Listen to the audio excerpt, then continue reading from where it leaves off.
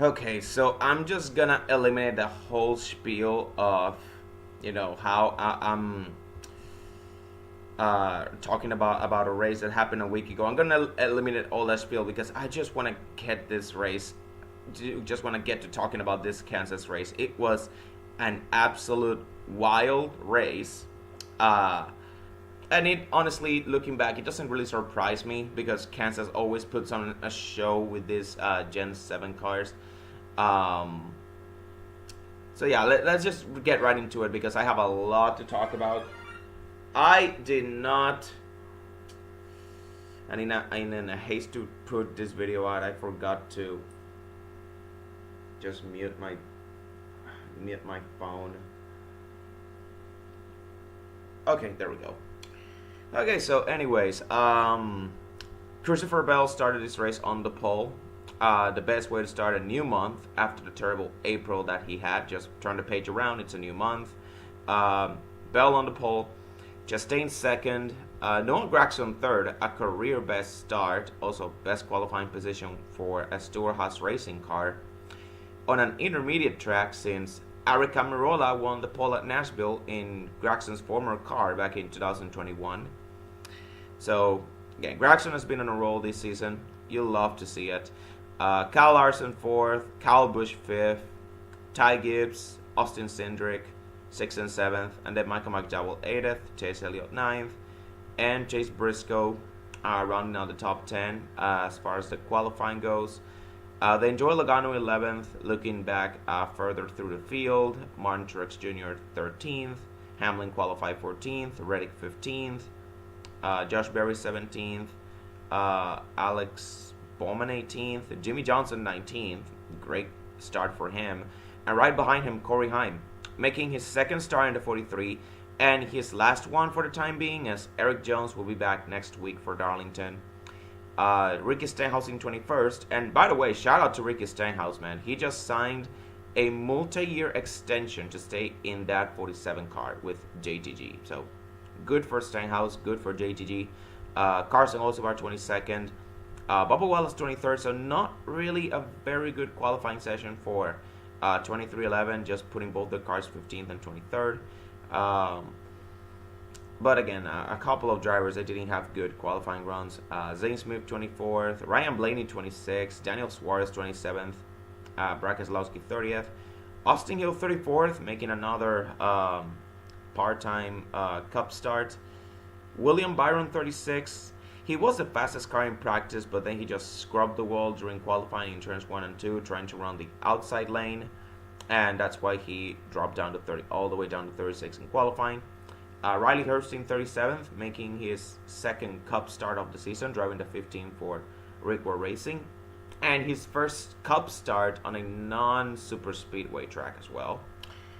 And finally, Derek Kraus in 38th in that 16 for Kaulig. So,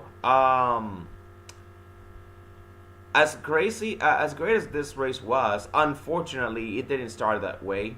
Mother Nature reared its ugly head, and the start of the race was delayed. The most frustrating part was that no rain was forecast for that day. As a matter of fact, there was a higher chance of rain yesterday than there was today. It sucked, yeah, but as Bob Puckers would put it, Kansas does have lights, fortunately. And besides, it's just a light shower, right? Well, at first it was, but then rain started slowly picking up and the jet dryers were shut down. So all in all, we ended up having to wait 3 hours, almost three and a half hours for the race to start, because the race started at 6 p.m. my time. Honestly, it could have been like 6 p.m. Eastern time. But yeah, and as soon as the race starts, the wait was worth it, because Christopher Bell and Ross Chastain, they went toe to toe for the lead from lap 1. Chastain obviously won out for the battle for the lead, and despite several challenges from the 20, he was able to stay ahead of both of him as well as Larson, who by this point had passed Bell and had closed in on the 1 to take a shot at the lead. But just like Christopher Bell, he was unsuccessful. And, looking back, this was just me overreacting. But my mind immediately went back to the Dover race, the aero blocking that happened at Dover between Hamlin and Larson. And for a moment, I felt worried that we might see a replay of that, especially considering that this was the track where we saw the most infamous display of aero blocking back in the fall of 2020. So I was honestly a bit worried when Larson, being the faster car, just could not pass Chastain. Um, but yeah, green flag stops began on lap 30th. No competition caution. By the way, in a rare instance, NASCAR and Goodyear decided that it wouldn't be necessary, leaving teams to figure out this enigma out for themselves, which I honestly liked it. I like it when teams are put in an uncomfortable situation and they have to figure it out without help from competition cautions from NASCAR or Goodyear. The obvious example was Bristol earlier this year, where towards the end of the race, the drivers that ended up managing their tires better were the ones that ended up towards the front. So, green flag pit stops began on lap 30 for this race. Todd Gillen and Ryan Preece started the cycle, and this brought down a few others down pit road. Truex, Tyler Reddick, Alex Bowman, Ryan Blaney, Bubba Wallace. And then the very next lap, the rest of the leaders come in. I'm talking about Chastain, Larson, Hamlin, Buescher, Elliott, Joey Logano, Ty Gibbs, Gragson Bell, Byron McDowell, Keselowski, Corey Haim, Stenhouse. Haim got penalized for speeding though, so oof. Really unfortunate. A bit of a rocky start for his second Cup start. Only 4 cars in the end stayed out a bit longer. Austin Hill, Derek Krause, Daniel Hemrick, and Harrison Burton. 3 of them pitted, leaving Krause as the only driver out on all tires. And he did get passed on the track before pitting. So the lead cycled back to Chastain, with Larson close behind him and Ty Gibbs a bit further back in third. And as soon as Chastain and Larson take the top 2 spots away, it was like that all that talk about dirty air, it wouldn't matter for the rest of the race. Like, I honestly don't know how this track managed to put together some great racing, even though it's just, another standard mile and a half. Las Vegas had some issues with dirty air earlier this season, and Las Vegas is a track that's very similar to Kansas. Texas, I mean, that track is not even comparable, I'm sorry. But yeah, Kansas, there's just something about the track. It just never seems to, the dirty air, even when there's like issues of dirty air during parts of the race, it's not like a massive issue like it is in other tracks. It's still an issue at times, like it happened at the start of the race, but it wasn't that massive issue that prevented drivers that make track position so vital or the end all be all when it came to if you want to win the race. And this was pretty evident. As soon as Chastain and Larson took the top 2 spots away from Krause on the track, they went at it for the lead for about 15 to 20 laps. And this is something that was building up even before they took the lead from Derek Krause. You will occasionally see it when the Fox broadcast was panning to them. They were always like nose to tail.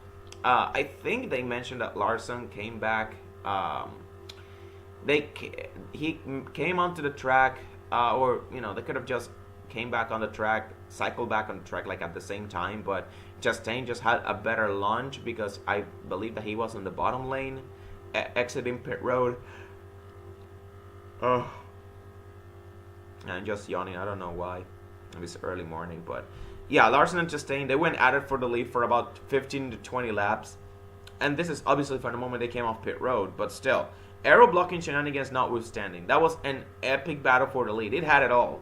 Slide jobs, crossovers, side-by-side action all lap long. This is why I was looking forward to this Kansas race. The Gen 7 has turned this track into the best intermediate on the schedule. And even after Larson finally cleared Chastain for the lead, it wasn't over yet, because all of this side-by-side action, it led to the Toyotas of Ty Gibbs, not only Ty Gibbs, but also Denny Hamlin to catch up and turn it into a 4-car battle for the lead to end the stage. And of course, because D11 has a better long-run speed, coupled with the fact that he didn't wear his tires out that much fighting with another car side by side, he eventually came out as the winner of this battle, of this 4-car battle. He passed all of them to get the lead. But as soon as the 11 gets the lead, the handling on his car starts going away, which allows for Chastain to get close and mount one last challenge for the lead, which in the end is not enough. So Hamlin wins a very entertaining finish to stage 1 with Chastain second, Larson third, Christopher Bell fourth, Chris Buescher fifth, Ty Gibbs fell to sixth at the end, Martin Truex seventh, Kyle Busch eighth, Noah Gragson and Chase Elliott running out the top 10. Then going to pit road, the leaders pit. Christopher Bell wins the race of pit road over Chastain and Larson thanks to having the number 1 pit stall. Although, looking at the angle that Fox showed us, it looked to me like Chastain was ahead of Bell coming off pit road by a nose, but again, it was very close.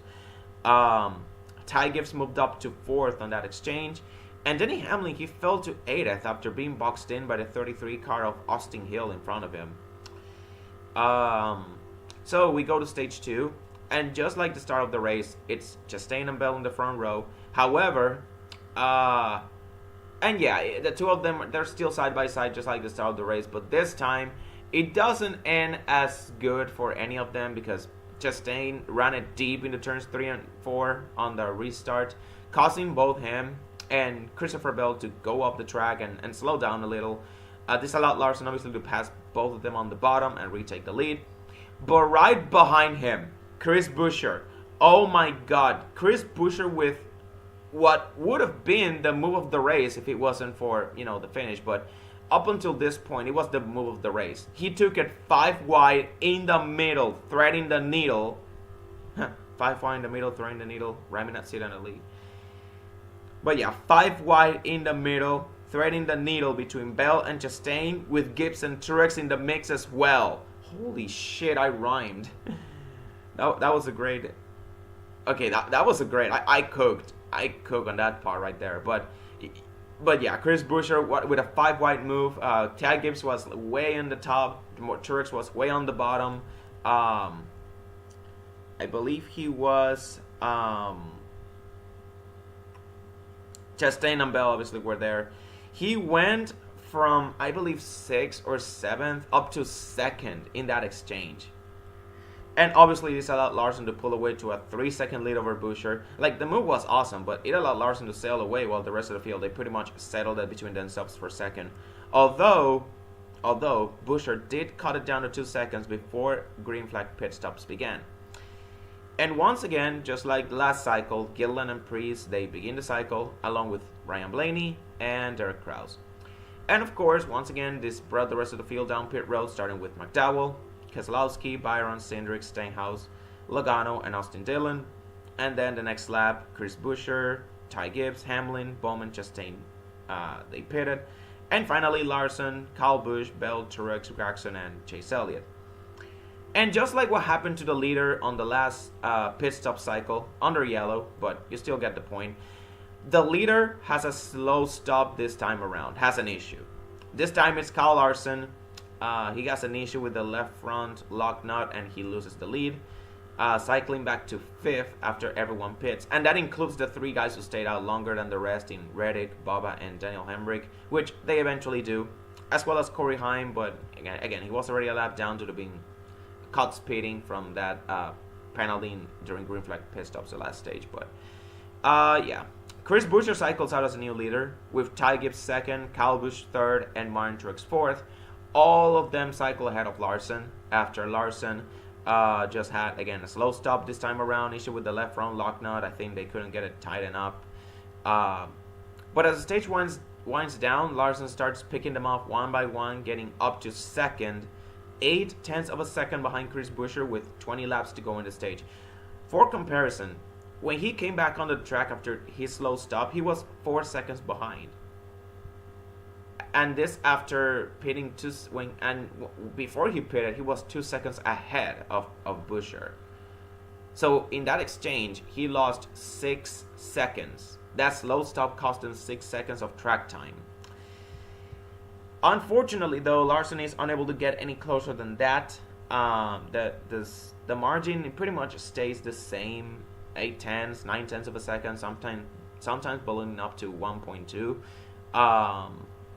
But yeah, Buescher holds on and he wins stage 2. Larson finishes the stage in 2nd, Hamlin 3rd, Kyle Busch 4th, Martin Truex 5th, then Chris Buescher, not really Chris Buescher. Okay, I gotta review my notes again because that's not it. Buescher ended up winning the stage.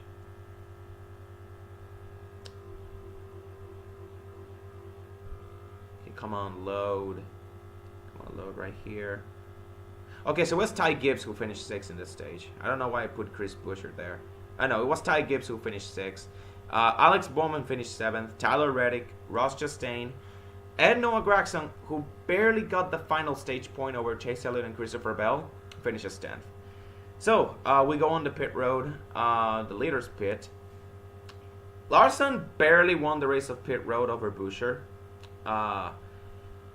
with Kyle Busch 3rd and Ty Gibbs in 4th. Denny Hamlin, once again, he wasn't leading the race, but he once again got held up on pit exit by another car. This time it was Ryan Preece who had trouble finding his pit stall, and he fell down to 11th. Unfortunately for Buescher, however, he gets hit with a man over the wall too soon penalty, and he has to restart at the tail end of the field, losing all of his track position. And there goes Ford's best chance at winning, at least for now. So we go to stage 3. Larson leads as the field goes 3 wide, 4 wide behind him. And as usual, because stage 3 is go time, more aggression leads to more contact, which in turn leads to chain reactions that cause accidents. Such was the case of Jimmie Johnson. He lifted because he saw smoke in front of him, tire rub, contact between 2 cars, who knows. When he lifted though, Corey LaJoie, who was right behind him, had nothing to do. He hit the 84, sent him spinning, and he in turn gets hit from behind by the 33 of Austin Hill. I'm talking about Corey LaJoie here. LaJoie got hit from behind by Austin Hill, and he also got spun out. So all in all, a 3-car crash. Austin Hill, Corey LaJoie, they are able to continue, but Johnson DNFs though because he hit the wall hard. Really unfortunate that, after having like 2 caution-free stages, now stage 3 ended up, we saw an early caution. And then on the following restart, we have another caution. Logano got tied in a 4-wide situation, forcing Bell up, who forced Hamlin up into Cindric. So it was Logano, Bell, Hamlin, and Cindric running 4 wide, and this was like in turns 1 and 2. Logano got a bit tight in turn 2, Bell forced Bell up the track, Bell in turn forced Hamlin up the track, and Hamlin forced Cindric up, and because Cindric was already in the outside, he hit the wall. This triggered another 3-car crash that collected McDowell and Bubba Wallace, and once again, McDowell and Bubba were able to continue. Cindric, he just DNF'd. And then on the restart after, it just kept going. Like, it's just like immediately this race just went from pretty exciting green flag action to just chaotic. So yeah, it just kept going after Harrison Burton got loose by himself in turn 2 and spun out. All of his 4 tires flat. He had to get towed to pit road. It's just comical at this point. Like, come on, guys. By the way, I just wanted to point this out. This is year 3 of the Gen 7 car, and we're still having this issue that if a driver gets all 4 tires flat, they have to be towed to pit road, and they have to lose however many laps they lose, depending on how long the track is. It could be 1 lap, it could be 5 or 6, hell, it could maybe even be 10. But it's just comical at this point. Come on, guys.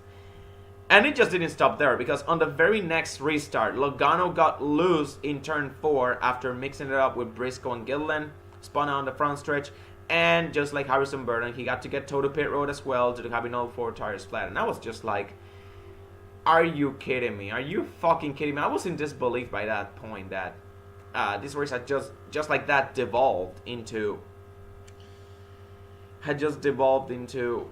this I don't know, every 3 laps you get a caution. Like, I get the phrase, what Larry Mack says, cautions breed cautions, but that part of the race just kind of killed the excitement for me. It killed the vibe of the race for me for a little bit.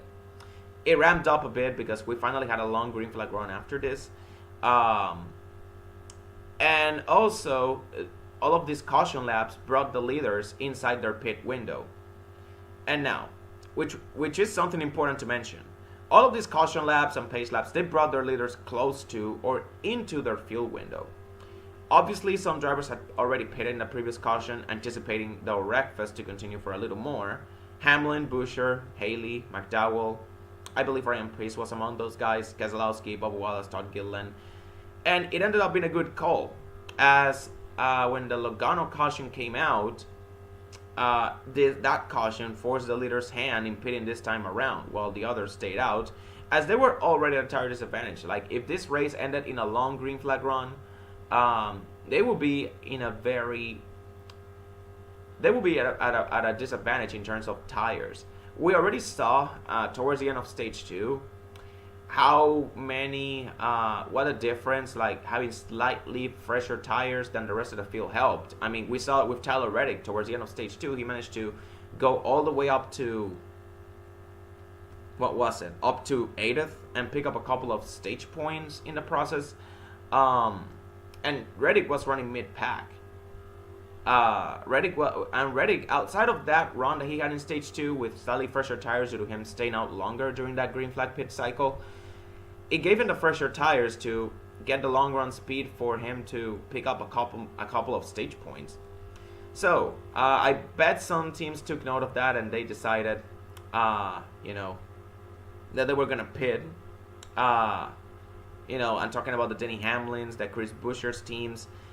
And this forced the leader's hand in pitting this time around while the others stayed out. That's, once again, like I said, they were already at a tire disadvantage. So that's what the rest of the field does. This gives the lead to Todd Gilliland with Hamlin 2nd, Buescher 3rd, Bubba Wallace in 4th. Everybody else pits. Everybody else. I believe only like 6 cars stayed out, but yeah, you get it. So we go to the restart, and now that the running order has been flipped, you would expect another caution immediately, but that's not what happens. Instead, we see Denny Hamlin and Chris Buescher making quick work of Todd Gilliland and battling it out for the lead in what turns out to be a pretty decent long run. And while Buescher initially clears him, Hamlin comes back a couple laps later and he gets the lead back from him. And despite several challenges from Buescher as well as the occasional slip up from the 11, Hamlin holds the lead. And the laps wind down. Again, like I said, it was a pretty decently long green flag run. But here's the catch. Despite the leaders having topped off on fuel mileage still became a factor, particularly for Hamlin and Buescher, as well as some of those who pitted during the Harrison Burton caution. And it got even dicey. And things got a bit dicey, especially once drivers that, that pitted during the Joey Logano caution, which was the last caution before this long green flag run. It got dicey when drivers like Kyle Larson also started reporting that they may not be able to make it on fuel. So it got a bit dicey, especially for Denny Hamlin, as he had to manage the gap as well as his fuel and his tires. So this win was not going to come as easy as last week. Aero blocking alone wasn't going to be enough. And as the laps wind down, it becomes pretty apparent that the field may not make it on fuel. Ty Gibbs is eventually the first to bite the bullet from 21st, followed by Carson Hocevar. And this is important to mention because those were 2 guys that they pitted during the Harrison Burton caution. So in theory, they have topped off, and yet they were reporting to be low on fuel. Some drivers can make it on fuel though. Particularly Truex and Brad Keselowski. Their teams, they just calculated they were good to go. And the moment they get the good to go at full throttle, they start closing in at an alarming pace on Denny Hamlin. It was pretty clear at this point, Hamlin wasn't going to win the race, so it was going to be very hard for him to win. So Truex in particular, he comes very close to passing Hamlin for the win. Like, if this race had gone green the rest of the way, I'm pretty sure Truex would have won the race because Hamlin was not holding him off while trying to, save fuel. Truex was not going to give him the chance. But then a caution comes out. Of all things that could have brought the caution, it was a Kyle Busch spin in turn 2 by getting loose while he was running in the top 5.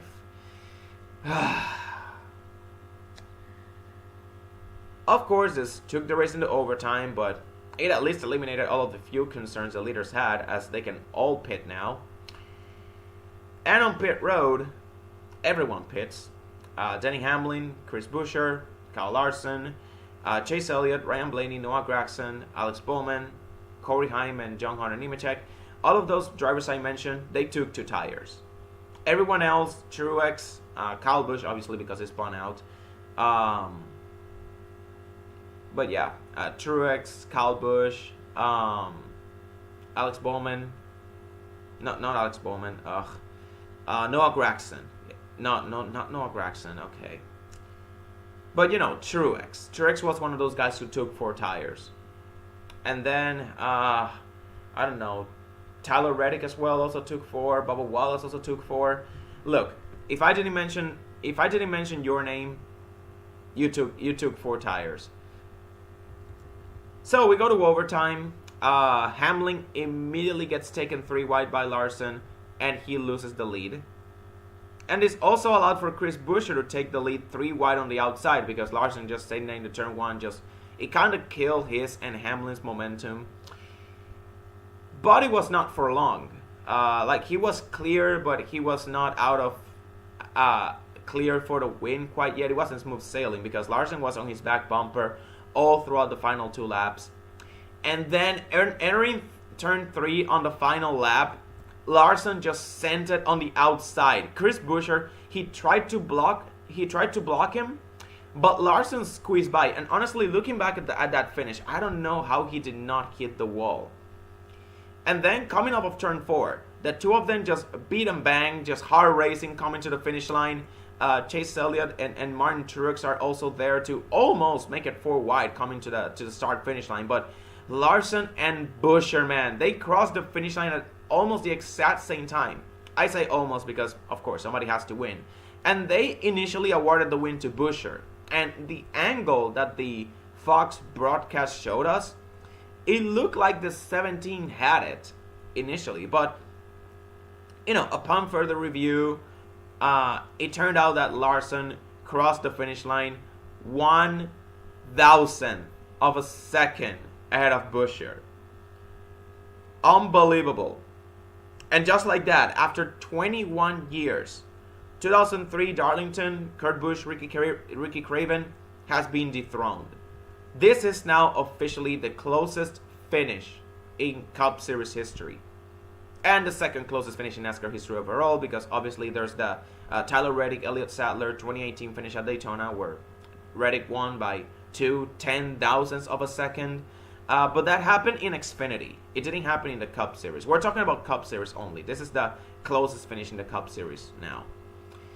And this is the 3rd photo finish of the season already. We're only 1/3 of the season down, only 12 weeks in, and we have already had 3 exciting races that ended in close finishes. We got the Cup race at Atlanta and the Xfinity race at Texas. And now we got another Cup race, this time at Kansas. 6/1,000ths of a second was the combined margin of victory between all three of those races. And you know what else do all these 3 finishes have in common? I'll tell you what it is. A Ford Mustang ended up losing out all 3 times to a Chevy Camaro. And considering that Ford is still winless so far this season, it makes it all the more painful, because think about it. A combined 6/1,000ths of a second were the difference between Ford having 2 wins in the Cup Series and 1 in Xfinity. Because Daniel Suarez won at Atlanta over Ryan Blaney by 3/1,000ths of a second. Then by 2/1,000ths of a second, Sam Mayer, driving a Chevy, won over Ryan Sieg, driving a Ford. This happened in Texas last month. And now you have Kyle Larson by 1,000th of a second, driving a Chevy, prevailing over the Ford of Chris Buescher. Just think about it. A combined 6/1,000ths of a second were the difference between a Ryan Sieg first career win and Daniel Suarez potentially signing an extension with Trackhouse. That's how fragile the sport of NASCAR is sometimes. That 17 team, man, they thought they had it won until they didn't. And that 5 team, they thought they had lost it out until they realized they won. So yeah, Larson won the race. Buescher, they end up settling for second. Just painful. Ford is still winless this season. They're just finding new ways to lose at this point, man. And the thing is that all of those races that they lost out on close finishes, they were leading at the white flag. Ryan Sieg was leading at Texas. Ryan Blaney was leading at Atlanta. Chris Buescher was leading at Kansas. And they ended up losing to that same goddamn Chevy by a nose in a photo finish with the lead change that ended up being the final lead change pass for the win. It's just so frustrating as a Ford fan. You just gotta feel sick, man. You just cannot help but laugh at the pain, man. At some point, you can't do nothing but laugh. But yeah, Ford is still winless 12 weeks into the season across all 3 national series. And those 3 photo finishes are partly to blame. But yeah, let's look over at the rest of the field here. Chase Elliott finished 3rd. Martin Truex finished 4th. Denny Hamlin 5th. Christopher Bell 6th. He was another one of those guys who took 4 tires. Finally got a good finish to shake off some of the dark voodoo magic that struck him in the month of April. Then Alex Bowman 7th, another great top 10 run for him. Kyle Busch 8th. He restarted outside the top 20 on 4 fresh tires after bringing out that final caution. I believe he was like 23rd or 21st coming into the restart. Yeah, he passed all those cars to finish 8th. That was just awesome. And considering that, he was running like 5th or 6th coming during those final laps before he spun out. And he was also one of those guys that I believe was low on fuel because he was getting passed by Truex and Keselowski. Because he was one of those guys that was getting passed by those guys. I do believe he was saving fuel too. I think he would have finished around where he, if that race ended under green and Truex won, I believe Kyle would have finished like, I don't know, 6th, 8th. It's not that big of a difference.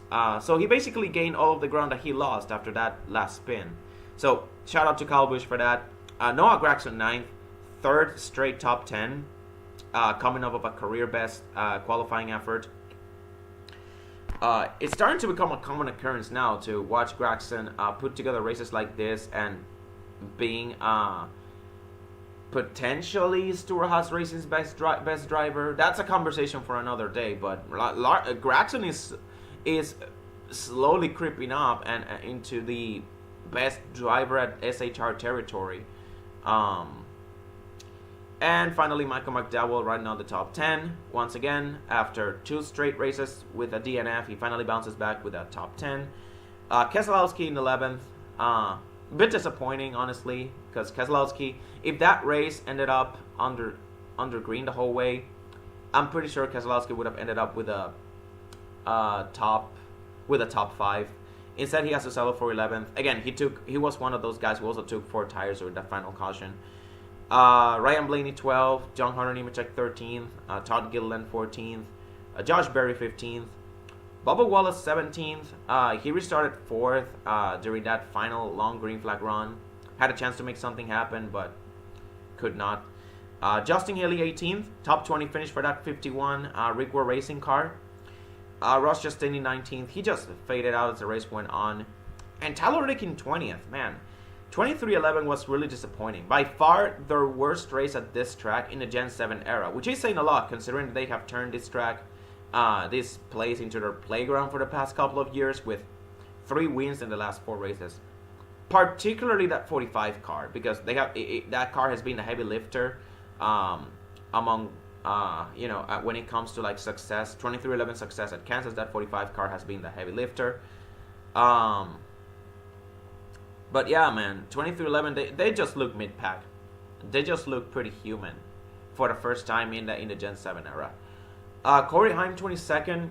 He got spun out on the last lap. Just an innocent bystander caught up in a last lap incident between Austin Dillon and Tyler Reddick coming to the checker flag.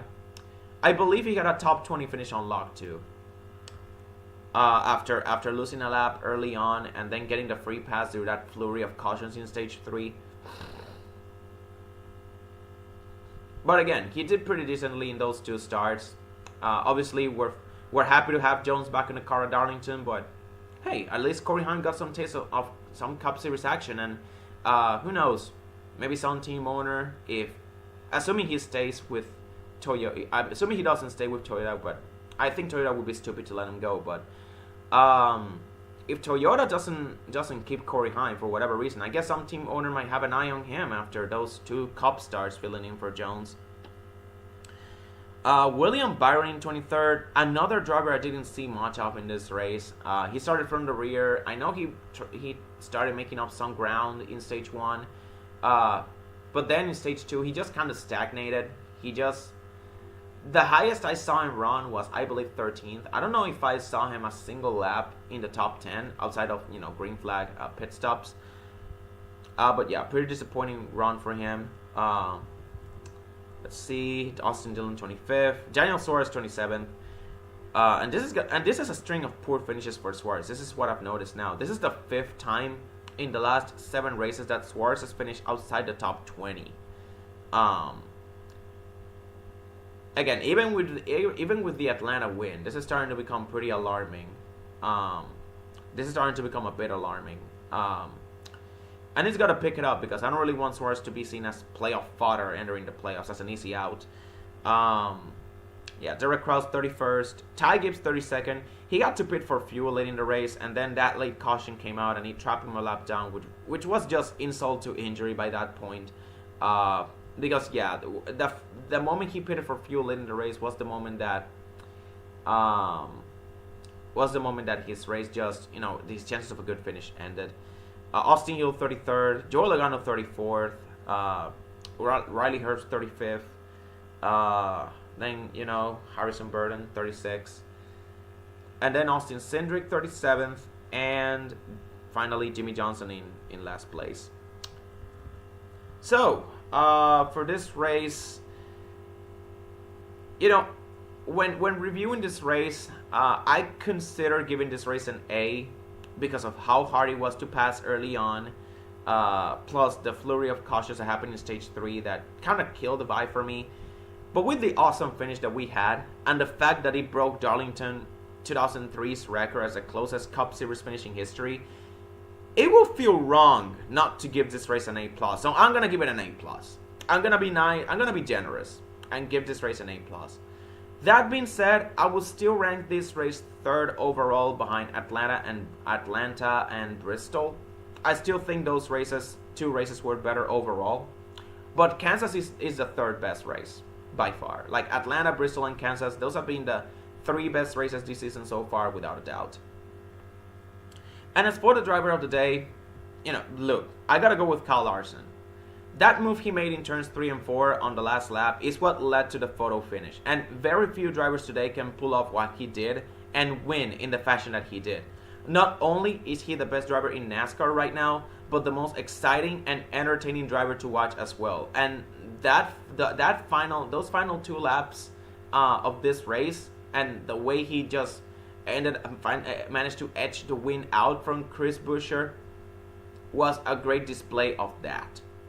And I don't want to hear any conspiracy about how the finish line was not painted properly or Hendrick paid NASCAR to give Larson the win. That's just not true. We use technology here, okay? The finish line painted, yeah, it was suspect. The finish line was not properly painted, yes.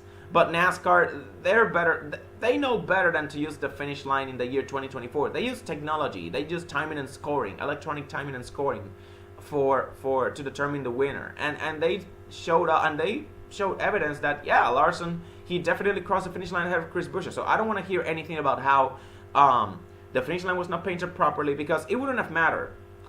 Yes, the finish line was not painted properly, but Larson was still ahead of Chris Buescher anyway, so it didn't matter. Oh, the fact that Hendrick paid NASCAR to give Larson the win, dude, that finish was close enough. You could put a piece of paper over that. They clearly crossed the line by an inch. You cannot manufacture this type of racing. You're telling me that, you just watched the most exciting photo finish, one of the most exciting photo finishes in recent NASCAR memory, and all you can think about is, a Hendrick car won. Hendrick probably paid NASCAR to give him the win. No, just shut up and enjoy NASCAR, dude. That's just not true. So yeah, Larson is my driver of the day. Honorable mentions, I guess Kyle Busch. He restarted from outside the top 20 to salvage a top 10 finish on 4 fresh tires after spitting out and bringing out that final caution too. From outside the top 20 to 8th in just 2 laps. That was just awesome. Also another honorable mention, Noah Gragson, obviously 3rd straight top 10. Watching Gragson run well is becoming more of a common occurrence at this point, but man, what a race that was. What a race. I'm definitely excited now, especially since, the fact that this photo finish between Larson and Buescher broke the record for Darlington, for the closest photo finish ever between Kurt Busch and Ricky Craven, which was at Darlington. And coincidentally enough, Darlington is the next track we're going to. So this is just perfect segue into the next track that we're going to in the season. It's a bit unfortunate that not many teams decided to participate in Throwback Weekend this year. Again, this is something that I felt like for the past couple of years, that Throwback Weekend has just lost its luster. And obviously, last year, in my opinion, was better than 2022. But this year, I believe there's a huge portion of the field, like a third of the field, decided not to participate in throwback stuff, which I felt was like a waste, honestly, because I know a lot of teams had some. There was some potential there for throwbacks, just missed potential there that obviously we would never get to see. But yeah, man, we're just a third of the way through the season, and we already have 3 photo finishes.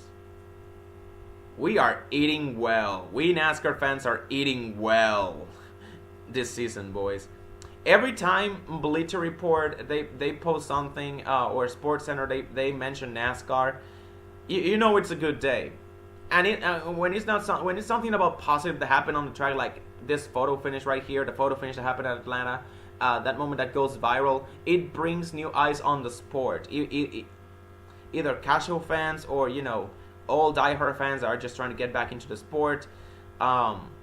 This is just perfect. Moments like this is why I keep watching NASCAR. It's just to see what's going to be the next viral moment that captures people's attention and, puts NASCAR back on the map. But yeah, that was such a good vibes race. Hopefully the good vibes continue at Darlington with or without throwbacks.